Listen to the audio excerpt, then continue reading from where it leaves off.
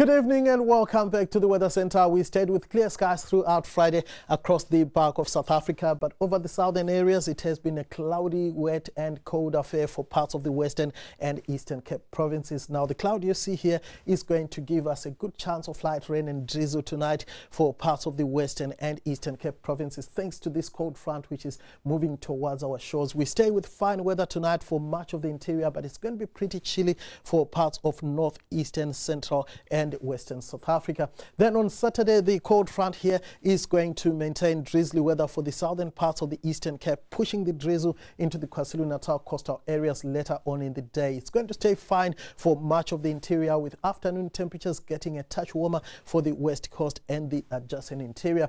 Overnight, we are expecting scattered rains to continue for parts of the south coast, and up to a 40% chance of rain is forecast for parts of the Eastern Cape, where you see the lighter shades of blue. Similar chances of rain are forecast for the southern interior of the Western Cape. It's going to be dry for Johannesburg with clear skies overhead, but it's going to be pretty cold with temperatures dropping to around 5 degrees. We are also going to have chilly overnight temperatures for much of the interior, one above freezing for Bethlehem and Bloemfontein.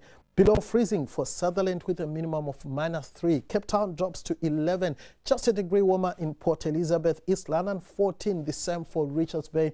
Fairly comfortable for Mbombela, but it's going to be cold for Polokwane and Pretoria, seeing minimums of around 6 degrees. Then on Saturday afternoon, we are going to see temperatures warming up a touch along the west coast. Cape Town 18, 23 for Vredendal, and a high of 19 is forecast for Springbok. It's going to stay chilly for Sutherland. Upington is going to be a touch cooler, peaking at just 23. Similar temperatures for Kimberley and Mahikeng. Johannesburg could peak at around 22, 24 for Pretoria.